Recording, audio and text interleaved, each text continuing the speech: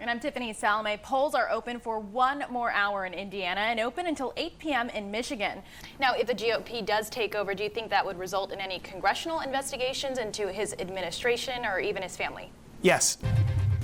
Right now, some spots are still seeing some rain. You're taking a live look at the Elkhart Rail Yard. Still looking cold and wet out there, and I don't think the weather gets much better tomorrow either. Thanks for joining Night Team. I'm Tiffany Salameh. Thank you very much, Brian. I am Lilo. I'm here with Stitch tonight. Let's take a look at Stitch here. He's doing a good job. So this is Stitch. We have everyone lining up here to go inside the veterinary clinic. This is what happens when you come in here. There's themed clinic rooms. So this is the Beetlejuice room. So you're gonna come in here, and of course you're gonna get some treats as soon as you're in here. Pets welcome. All ages of trick-or-treaters welcome. Kobe's gonna get him a treat. Right now, South Bend schools are getting ready for Red Ribbon Week and promoting a drug-free lifestyle with local elementary students. Let's take a look at those results. This is with 100% of the votes in right now. Smith winning with 63% to James Marshall's 37%. ABC 57 Night Team anchor Tim Spears is live in downtown Indianapolis for us tonight. Tim, looks like all those supporters cleared out. This was an early call for Todd Young. Well, Allison and Vahid, you guys are just going to have to see this for yourself. Lulu and Moose ride around in a little Lamborghini. They're siblings. They wear Irish gear, and they have a huge following on social media. And I think they're really going to help everyone get in the game day spirit. Just as the snow from this weekend starts to melt, more is heading our way. The mayor of Fort Wayne is apologizing after he was arrested for operating a vehicle while intoxicated. Here's a live look at the scene. It's happening near the Quality Inn on North Dixie Way. We know St. Joseph County Police were called out there just after 9 p.m. this evening, and the Roseland Police Department is assisting in their investigation. A gun found in a school Friday ends with a Riley High School student detained. Only on Night Team, a worried father is calling for an end to the violence. New details tonight. Police say a man claiming he was Jesus hits an officer and makes a run for it. Terry O'Banion is charged with battery and resisting arrest.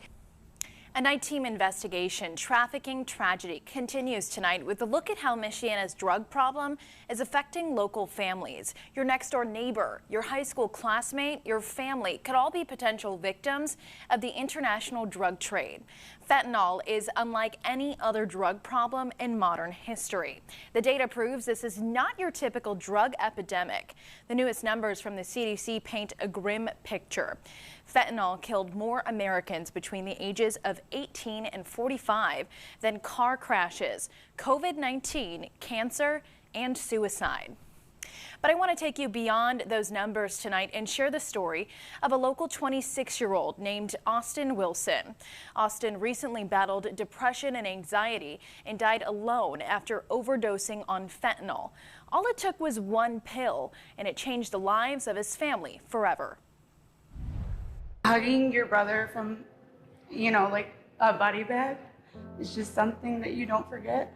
Stephanie Wilson wants her brother Austin to be remembered as more than just the latest sacrifice of the illegal drug trade. She remembers him as a 26-year-old young man on a path to a better life. He just got a new job and set some new goals for the future. Pills laced with fentanyl and a shady drug dealer destroyed it all. He took my brother down a dark path without him, even acknowledging it. Austin Wilson was found dead in a camper on October 28th in Cass County, Michigan. A call that would change his siblings, Shane and Stephanie's lives forever. I got a phone call from my cousin's wife, and they said they found him, and he was cold, and they didn't really know for sure what happened. The Mishawaka High School grad bought fake pills in South Bend, oblivious to the fact that they were laced with fentanyl, an opioid that is 50 times as powerful as the same amount of heroin. It's the most dangerous illegal drug in America, and the DEA says it's all over the streets of Michiana. Austin found that Xanax, as it does, helps with anxiety. Austin was never one to really go to the doctor, so he would just buy it off the streets. He couldn't understand why, for the first time since he's ever started experimenting, why he was so addicted. Shane and Stephanie say their brother was in recovery after having checked himself into rehab in September. They knew he sometimes bought painkillers like Percocet or sedatives like Xanax, but they never thought he would overdose and die from it. Austin's siblings believe his drug dealer was pushing him fake pills and getting him addicted for profit. What are your feelings towards that person? Hate. I just want him to be put away. He doesn't deserve to be out here running the streets and maybe selling another pill to another kid that might pass away too. Like, no other family deserves to have those same feelings that we do. We're left with a lot, you know, a lot of questions, a lot of guilt, a lot of anger. And people, I think what bothers me the most is everyone's like, Austin overdose, Austin OD. No, I think my brother was murdered. That's how I look at it. Austin is sadly one of thousands of victims. In 2021, the Indiana Department of Health reports 2,554 Hoosiers died of drug overdoses, and over 70% of those deaths were caused by fentanyl. Fentanyl became the answer because you only need a little to provide people with this feeling of euphoria that is crave-worthy. And individuals are going to continue to want to go back to that dealer for that feeling. At the St. Joseph County Health Department, Robin Vita oversees all overdose death certificates, and she says the fentanyl crisis is getting worse. There's fentanyl literally in everything, and that is extremely dangerous. It eliminates the ability to risk take and think, okay, I'm gonna take something from a friend, or I'm going to smoke a joint to relax. You can't do that anymore. There are two things driving the problem. She says first, it's important to understand that fentanyl is highly addictive, and drug traffickers are driving that addiction to increase profits. Drug dealers want to make money, so they want their drugs to be the best, so people keep coming back to them. The scary thing here is you only need 2 milligrams of fentanyl to be lethal, and most illegal pills or substances that are laced with fentanyl aren't made in a chemistry lab where you're accurately measuring out how much of something you're putting in it. Robin is adamant that overdoses can happen to anyone. There's a stigma that those who OD are heavy drug users. And because of fentanyl, that's just not the case anymore. It could be the high-achieving college student that just wants to ace her final exam, so she wants to pull an all-nighter, and she grabs a Xanax from somebody or an Adderall to stay awake and stay focused, and that Adderall really isn't an Adderall. Everybody has that "it's not going to happen to me" thought. I think even my brother had that thought, but like, drugs don't discriminate, addiction don't discriminate. Raising awareness of the dangers of fentanyl is something that's getting Shane and Stephanie through their grief. They're sharing their brother's story with the hope that others will think twice before taking any kind of drug off the street. I think America just needs to wake up a little bit more. Not just South Bend, but I think all of us. I always see, like #1 pill can kill, and until I think it hits home with you and you think about it, I'm like, wow, it was really one single pill that took his entire life and destroyed ours.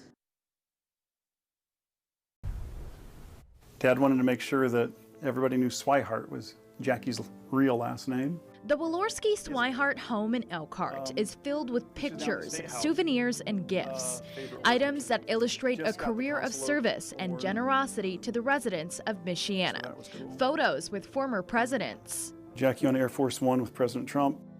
Jackie meeting Bibi Netanyahu on the floor of the House. But the hustle and bustle of Washington wasn't Jackie's whole life. Things started much simpler.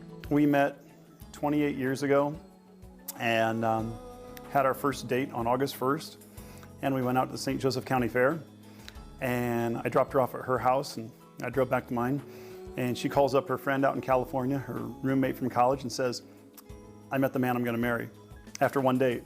One date quickly turned into a few more, and eventually wedding bells were ringing. Soon after marriage, the couple moved to Romania for missionary work. Jackie and Dean spent 4 years in Romania, selling all their belongings in the late 90s as newlyweds, and working to spread their Christian faith to the Roma people, and also helping impoverished children. It was during their time as missionaries that Jackie decided she would get into politics. We were in Romania on 9/11. A student of ours, she calls us up on the phone. She says, Dean, Jackie, get back to your apartment. America's been attacked. It's like, yeah, no, America hasn't been attacked. We went home and we were as surprised as anybody else. We were dumbfounded. And that was very forming in Jackie and I deciding that she'd run for something. The Swiharts returned home to South Bend in 2003, and Jackie wanted to talk to Dick Mangus, a member of the Indiana House of Representatives for 12 years, serving St. Joseph and Elkhart counties. Dick says to her, well, do you want my job? Is that why you're down here? Dick had health issues and told Jackie his doctor advised him to take a step away from politics. After a couple weeks, he calls Jackie up and he says, Jackie, I want you to run for my seat, because anybody who would sell all their stuff and move overseas for the gospel is going to be a person I would trust, take this seat and represent the people. She ran for his seat in 2004. She won, and she spent 6 years there before running for Congress, where she narrowly lost to Joe Donnelly before running again in 2012 and winning. I am deeply humbled to represent the people of Indiana's 2nd Congressional District in the United States House of Representatives. Today I speak for the first time before this chamber and on their behalf. Jackie's represented the 2nd Congressional District of Indiana for 5 consecutive terms since then. So it all goes back to knocking on doors for county commissioner and her wanting to do something in politics, but then also having been in Romania on 9/11, we had vowed in our hearts we would do everything we possibly could to not let that happen to America again. And so that's what really pushed her into the state house and also to the congressional level. So when the unthinkable happened to Jackie, Dean was at a loss again. If you ask how or who caused the accident, it's either God or Satan, God or the devil. God didn't cause it. Satan stole my wife's life. The tragic day started like many others for Dean, running errands. It was awful. I was getting new tires on my truck. My truck is up on the lift. I'm staring at it. There's no wheels on it. I'm getting phone calls that nobody can get phone calls and texts that nobody can get a hold of Jackie, Emma, or Zach. I called my neighbor, and he came running over here. I said the last text I got from Jackie said she was coming home. She wanted to get in the pool. Can you go check?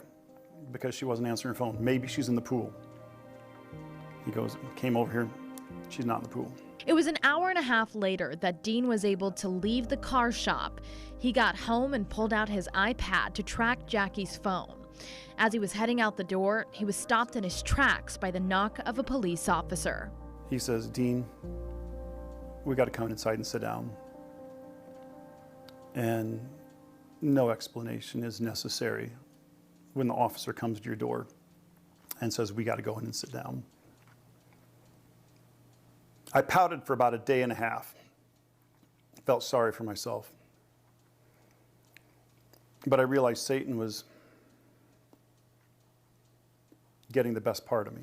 These memories are now what Dean holds the closest. Things that I'm going to remember about Jackie, she's the toughest girl I ever met.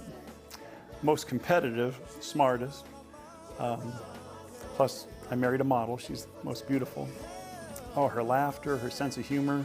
And now, Dean has a chance to make sure Jackie's legacy of generosity and service stays alive.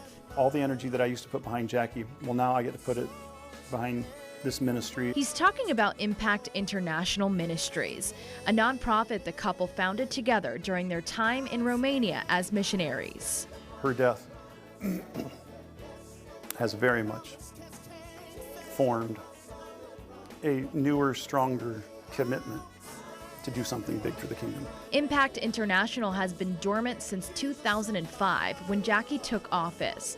It's starting back up after her untimely death in August of 2022.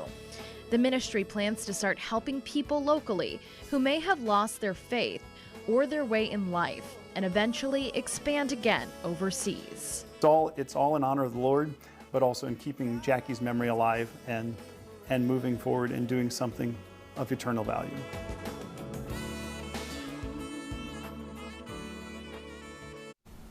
The music you heard in this story is Dean's own song, I'll Give You Praise. If you'd like to donate to Impact International, you can do so by visiting abc57.com and clicking on this story.